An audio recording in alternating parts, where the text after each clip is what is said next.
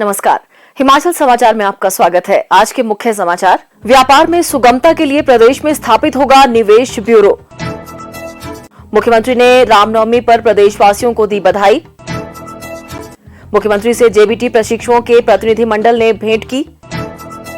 प्रदेश में कोविड-19 के बढ़ते सक्रिय मामलों के दृष्टिगत राज्य सरकार ने सभी एहतियाती कदम उठाने के दिए निर्देश। धार्मिक और पर्यटन महत्व वाला किन्नौर का नाको गांव। और अब समाचार विस्तार से।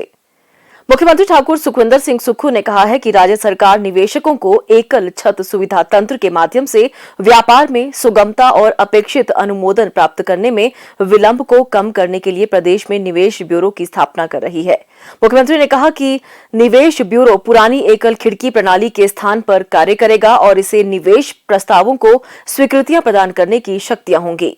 उन्होंने कहा कि इस निवेश ब्यूरो की स्थापना उद्योग विभाग के अंतर्गत की जाएगी और सभी संबंधित विभागों के अधिकारियों को इसमें शामिल किया जाएगा ताकि निवेशकों को प्रदेश में उद्योग मित्र वातावरण प्रदान किया जा सके और उन्हें निवेश से संबंधित किसी भी परेशानी का सामना न करना पड़े। मुख्यमंत्री ने कहा कि निवेश प्रस्तावों को मंजूरी देने के लिए ब्यूरो में 2 समितियां होंगी। एक कार्यकारी समिति होगी जो निवेश ब्यूरो के मुख्य कार्यकारी अधिकारी की अध्यक्षता में दैनिक आधार पर निवेश मामलों की निगरानी करेगी, जबकि दूसरी समिति मुख्यमंत्री की अध्यक्षता में गठित की जाएगी, जिसके माध्यम से निवेश प्रस्तावों की मंजूरी प्रदान की जाएगी। उन्होंने कहा कि राज्य में पर्यटन, आईटी, सौर ऊर्जा, हरित हाइड्रोजन और अन्य क्षेत्रों में निवेश की अपार संभावनाएं हैं और प्रदेश सरकार उद्यमियों को उद्योग मित्र वातावरण प्रदान करने की दिशा में सार्थक प्रयास कर रही है। मुख्यमंत्री ने कहा कि निवेश से न केवल राजस्व में वृद्धि होगी बल्कि युवाओं के लिए रोजगार के अवसर भी सृजित होंगे। उन्होंने कहा कि निवेश ब्यूरो की स्थापना से अनुमोदन प्रक्रिया में तेजी आने से जहां कारोबारियों के समय की बचत होगी, वहीं व्यापार करने की प्रक्रिया भी सुव्यवस्थित होगी। मुख्यमंत्री ठाकुर सुखविंदर सिंह सुक्खू ने रामनवमी पर्व पर प्रदेशवासियों को बधाई दी है। अपने शुभकामना संदेश में मुख्यमंत्री ने कहा कि यह पर्व पूरे देश में श्रद्धा और आस्था के साथ मनाया जाता है। रामनवमी के अवसर पर चैत्र नवरात्रों का समापन भी होता है। उन्होंने कहा कि शास्त्रों के अनुसार रामनवमी के दिन मर्यादा पुरुषोत्तम श्री राम का जन्म हुआ और इस शुभ तिथि पर हम सभी को श्री राम के आदर्शों एवं उनके दिखाए हुए मार्ग पर चलने का संकल्प लेना चाहिए। मुख्यमंत्री से जेबीटी प्रशिक्षुओं के प्रतिनिधिमंडल ने भेंट की। जेबीटी प्रशिक्षुओं के प्रतिनिधिमंडल ने शिमला में बुधवार सायं मुख्यमंत्री ठाकुर सुखविंदर सिंह सुक्खू से भेंट की। प्रतिनिधिमंडल ने उन्हें अपनी मांगों से अवगत करवाया।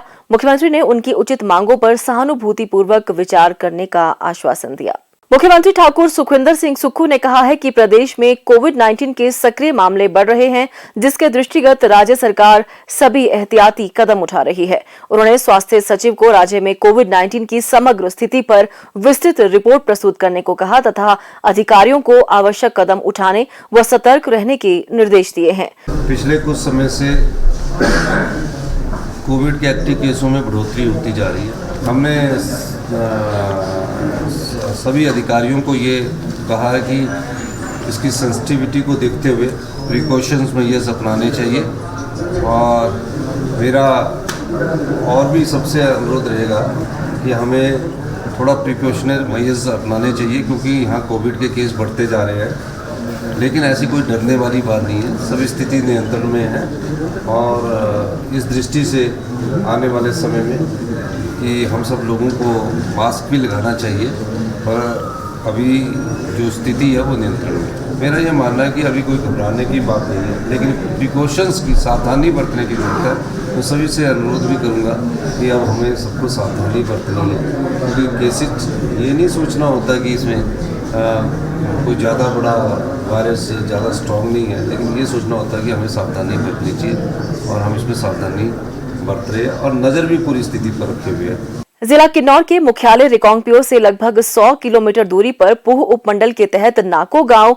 धार्मिक, पर्यटन और प्राकृतिक झीलों की दृष्टि से पर्यटकों के आकर्षण का केंद्र है। यह छोटा सा बौद्ध गांव तिब्बती सीमा के पास है, जो हिमाचल प्रदेश के किन्नौर जिला में 12,014 फुट की ऊंचाई पर स्थित है।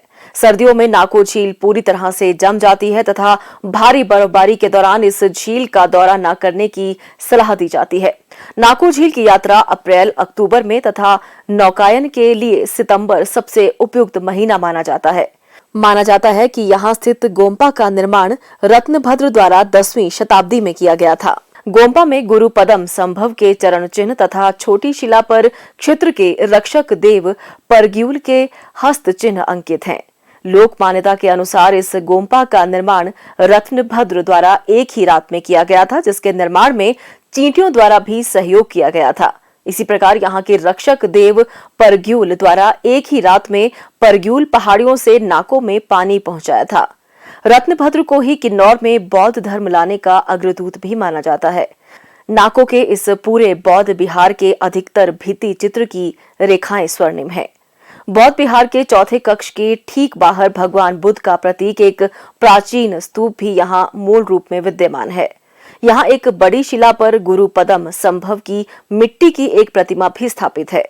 फरवरी 2023 में नाको झील पर लॉन्ग ट्रैक आइस स्केटिंग राष्ट्रीय प्रतियोगिता आयोजित की गई थी, जिसमें देश के 15 राज्यों से प्रतिभागी शामिल हुए थे।